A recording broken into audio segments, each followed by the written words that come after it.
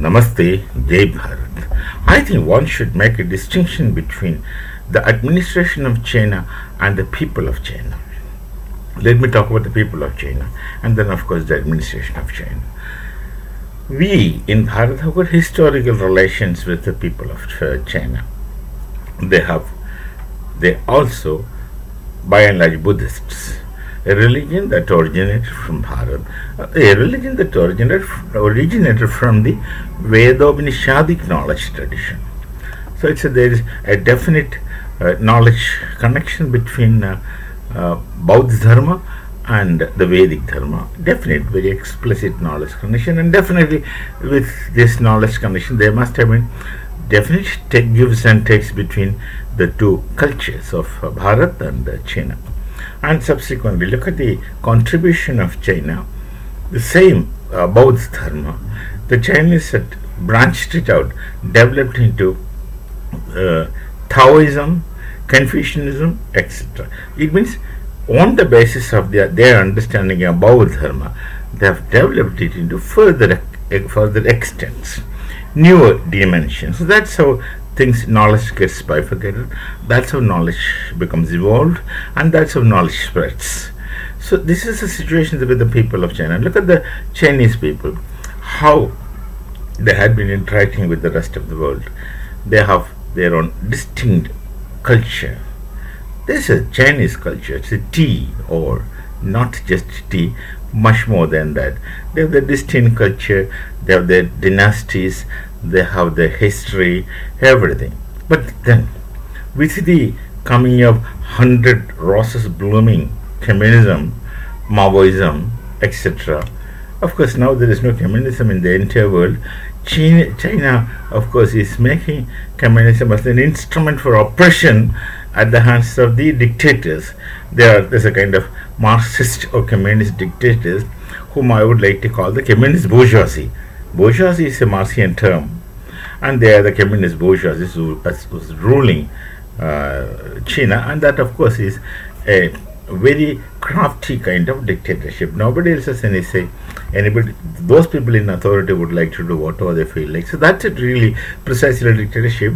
And because one more thing, Marx has envisaged a situation where dictatorship is the first step before socialism. That, of course, he calls it as dictatorship of proletariat. It's a situation which immediately happens after revolution in Marx. So that's nothing to Chinese Communist Party to be dictatorial dictatorship. They would even say that their dictatorship of proletariats, though proletariats have nothing to do with the kind of dictatorship. It's a dictatorship of the party leaders, which happens all over the world in communist parties.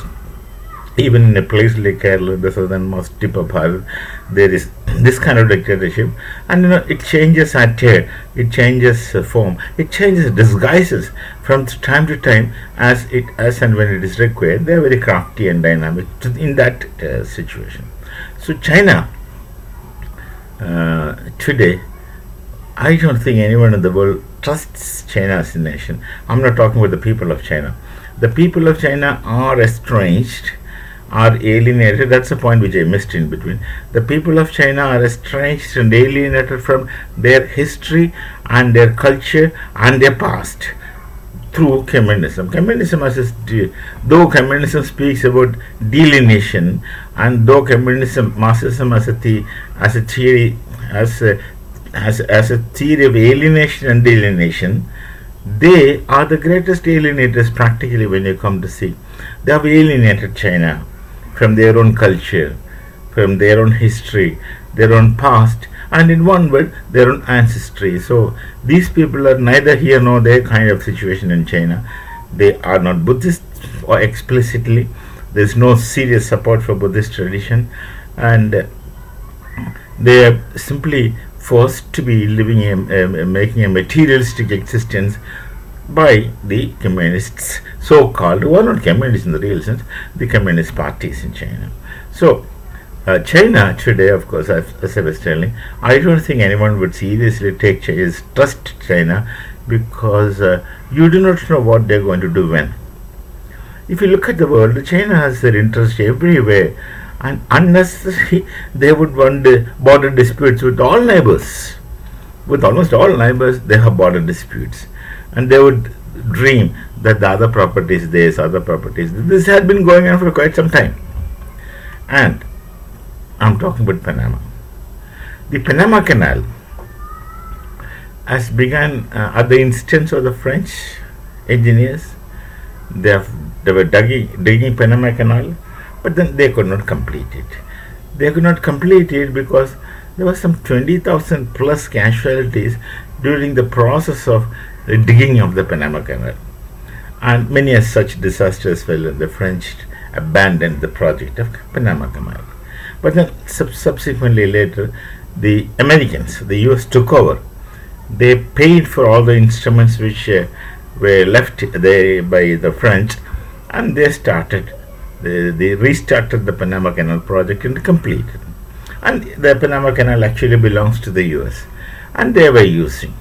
Then after some time, the US sometimes becomes dumb in their administration and blind in their administration because of their over enthusiastic confidence. They let the Panama take controlling authority of this canal, Panama Canal, which had been going on. Now, subsequently, what happened is the operating control was given to Panama, though in letters, in book and papers, Panama Canal belonged to the US, belonged in the past and belongs still now, but not under the control of US. It remained under the control of Panama. And they were, of course, taking levy, this thing, that thing, everything. In the process, an unseen great engineer entered the scene. That's China. And China slowly, as China has this slow tactics, very slowly extended their control, and something like 43 plus ports are under the Chinese control. That means practically, see, look, US owns Panama Canal, and Panama operates Panama Canal. Panama Canal supposed to operate, but Chinese takes the benefit of it. When Trump came, Trump is altogether different president. When Trump came, he says nothing doing. This shall belong to us because it is ours. When he said that, Panama said, no, we will not levy the US vessels anymore. That's not what Trump wants. Most likely, Trump is going to de-link China from the whole phenomenon of Panama Canal. Interesting to watch what will happen. The world order is changing. This is one such an indication of changing world order. So that's the situation in Panama Canal. The US constructed, they spent money for it, and they have, I don't know, like Jawaharlal Nehru, the first Prime Minister of Bharat, started gifting areas of Bharat to nearby places, whether they ask or not. Someone in US had handed over the operation control of Panama Canal to Panama, and from Panama, how Chinese snatched it is another story. And now presently, the Chinese are controlling it, maybe not very explicitly, but utterly implicitly. Things are under control. Now this is when the US present President Trump realizes he wants to put a stop to it, and let's look for the changed world order, geopolitics in the coming days. So we shall meet again with some other thought. Till then, it's Namaste, Jaya Bharat and Jai Shri Ram.